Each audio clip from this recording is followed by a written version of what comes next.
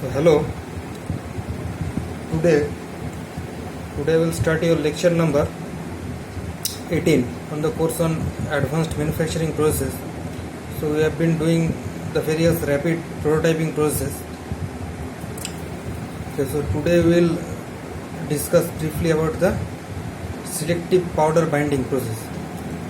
Okay, this process is one of the types of sintering process. This process is one of the types of sintering process, and we will see the mechanism. We will see the mechanism of binding. So these binding mechanisms are responsible for the broad range of materials and applications. So the basic binding mechanisms, as you can see over here, the basic binding mechanisms involve the solid state sintering,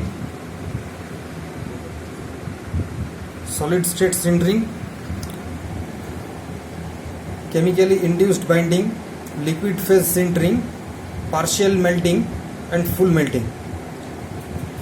And this can be distinguished based on the type of structural or binder powder composition.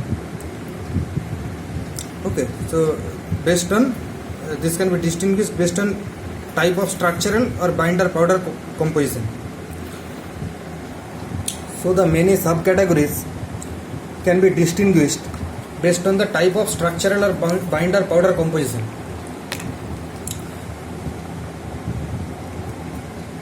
Okay, so different types of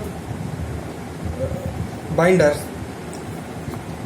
are: number one, it's a single component powder grain.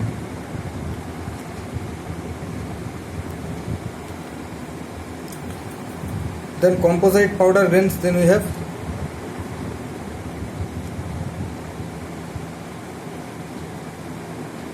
composite powder grains.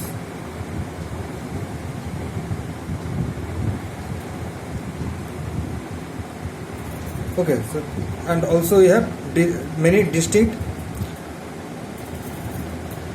binder materials.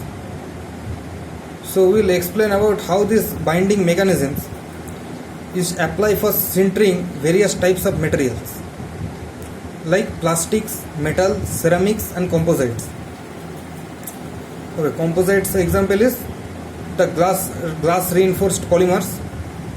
Okay, composite like glass reinforced polymers.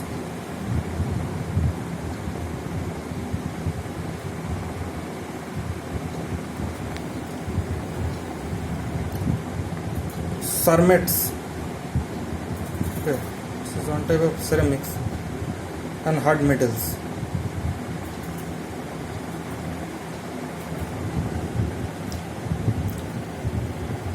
So this type of binding mechanisms are used in laser sintering processes that we have already discussed in earlier lectures.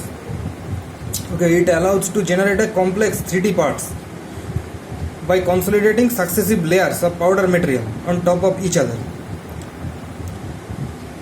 Okay, and this consolidation is obtained by processing the selected areas using thermal energy, which is supplied by a laser beam. Okay, so this is the SLS system or the selective laser sintering process. So now we will see the different binding mechanisms. Okay, so the different binding mechanisms are, we will discuss one by one. The number one is, it is solid state sintering.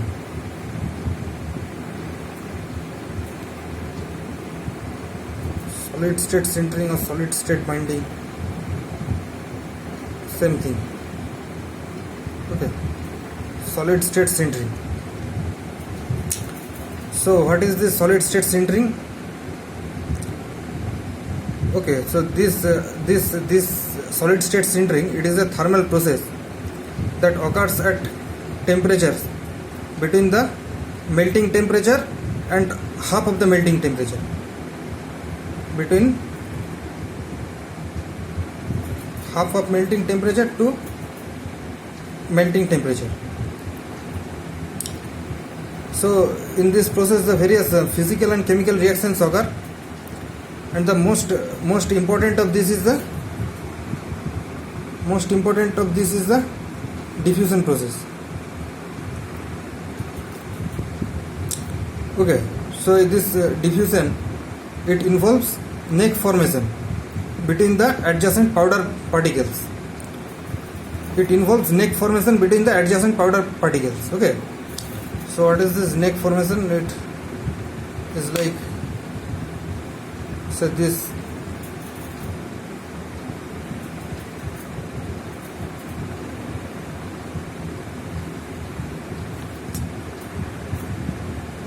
okay, so this is the neck. Okay, so it results in the neck formation.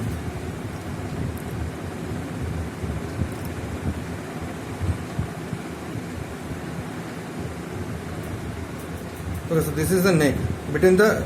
This neck formation occurs between two particles. So this the force behind this sintering, this process of sintering is the lowering of the free energy. The main driving force for sintering is the lowering of the free energy when the two particles grow together. And a gradient in vacancy concentration between the highly curved neck, this one,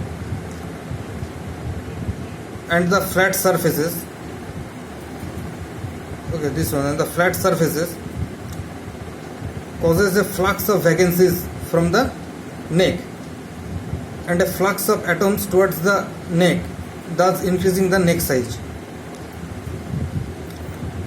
So the areas of this neck formation are the areas of high vacancy concentration.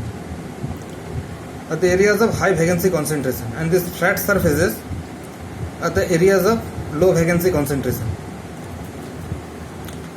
Okay. And the advantage of this solid state sintering is that a wide variety of materials can be processed. As long as the temperature is high to provide the necessary kinetic energy for the transport of vacancies across the grain boundaries, as long as the temperature is high enough to provide necessary kinetic energy for the transport of vacancies along the grain boundaries, all the powder materials will consolidate it via volume diffusion.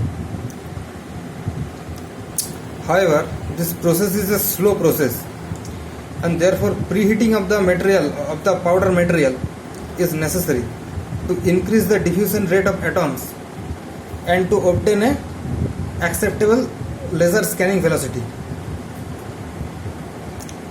Okay, now I will say about a selective case study where the sintering, where binding of titanium powder is done using a laser radiation. Okay, so solid binding of titanium powder is being done using a laser radiation, and this phenomenon is being stimulated. This phenomenon is stimulated using numerical models, and it is experimentally justified. Okay, so at first what is done, the titanium powder was consolidated using low intensity laser light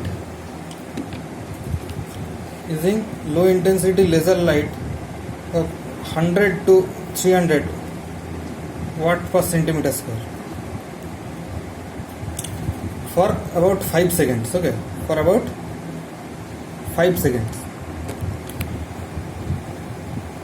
Now there the temperature of the solid particles which stayed below the melting point of titanium.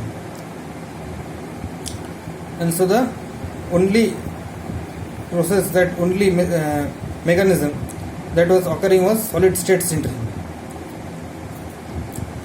and the degree of sintering was quantified using the ratio of neck diameter to the powder particle diameter. Okay, so the ratio of neck diameter to the powder particle diameter. Okay, so this is the radius of the powder particle, and the neck diameter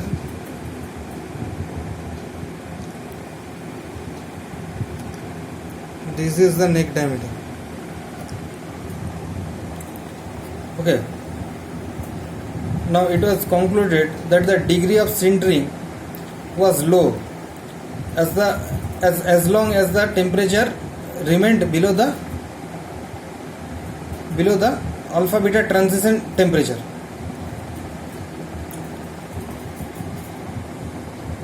So the transition temperature, which is about 890 degrees centigrade.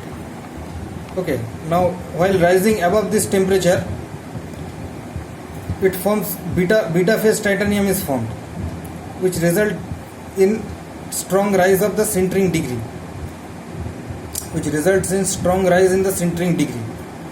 So this could be explained by high self diffusion coefficient. This could be explained by high self diffusion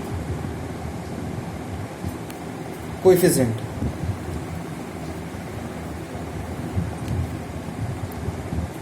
Of the beta phase. Okay, so this could be explained by the high self diffusion coefficient of the beta phase compared to the alpha phase. Okay, so here you can see some solid phase sintered, solid phase binded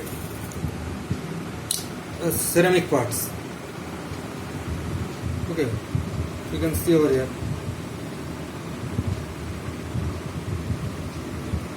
some solid phase sintered ceramic parts. Okay, and to obtain the desired characteristics, some post sintering operation is necessary. Okay, is necessary for the ceramic parts. So the second technique is the chemically induced binding. Okay, it is used in the direct production of the ceramic parts, and here no binder elements are used.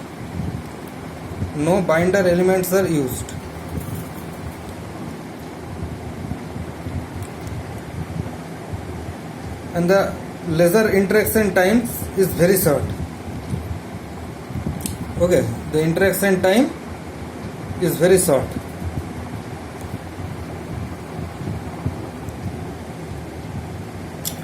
And thus excluding the diffusion process occurring during the solid phase process, solid state process. So when you heat the powdered particles, say silicon carbide particles, to a very high temperature, so partial disintegration of the silicon carbide into silicon and carbon occurs, and the free silicon, it forms silicon dioxide, which acts as a binder between the silicon carbide particles. The parts are thus composed of a mixture of silicon carbide and silicon dioxide. Afterwards, an infiltration step using silicon yields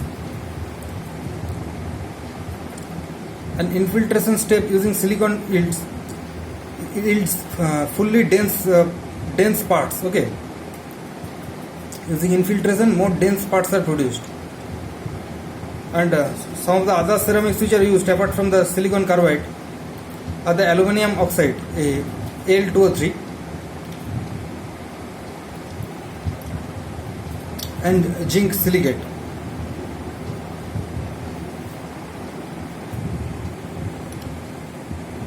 So see, this part is produced by chemically induced binding.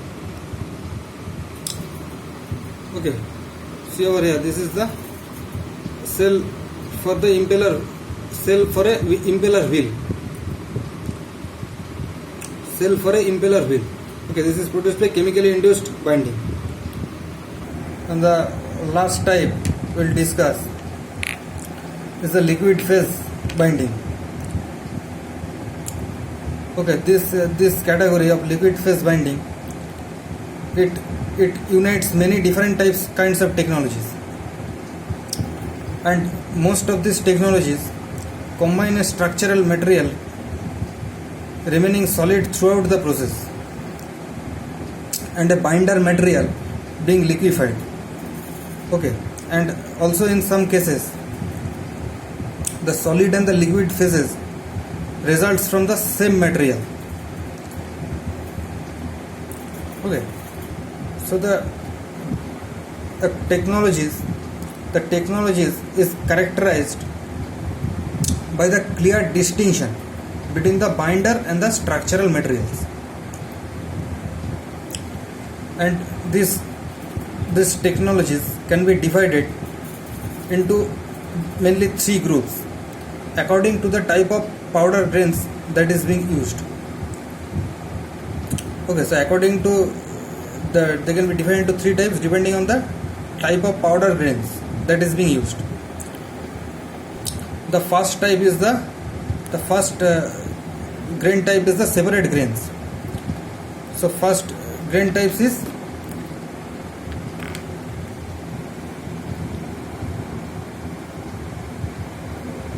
separate grains.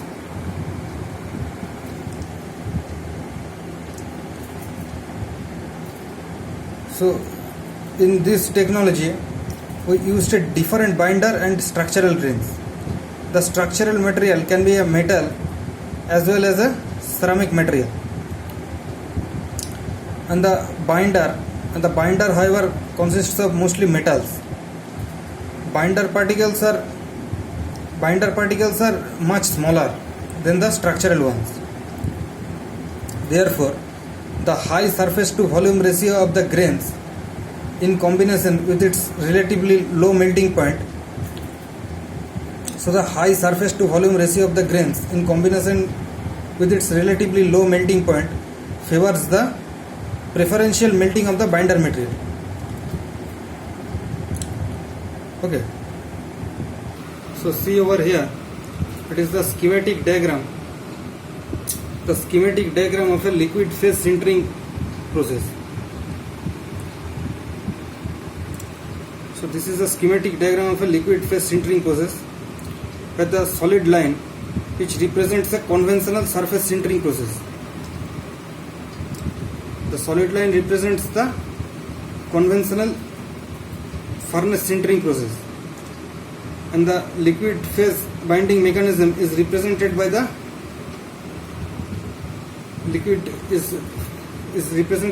first phase of the dashed line. This first phase of the dashed line, and a thermal post treatment in a furnace is used to complete the process. So this is a thermal post treatment process. Thermal post treatment which is used to complete the cycle. So this is about the liquid separate grains. So second is the composite grains, which contain both the binder and the structural material within each individual powder grain, and this powder may be obtained by mechanically alloying a mixture of two different powders. Okay, by mechanically alloying mixture of two different powders.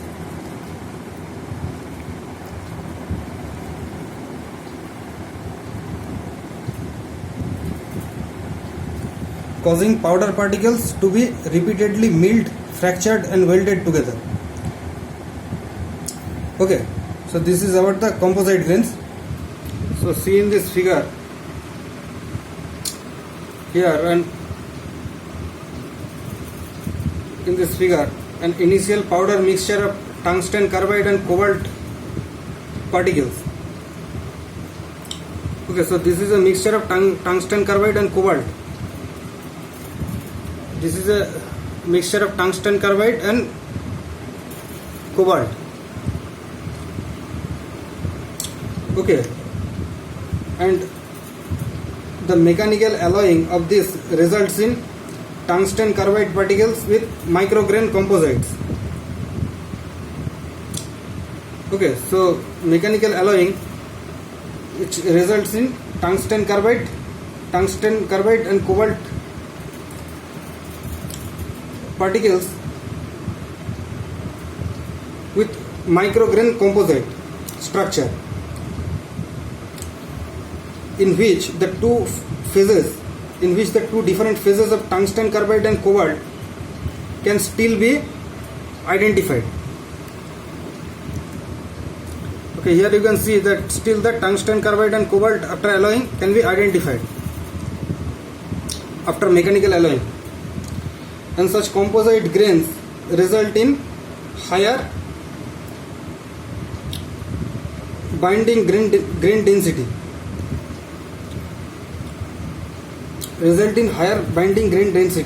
and better surface roughness than a mixture of separate tungsten carbide and cobalt powder.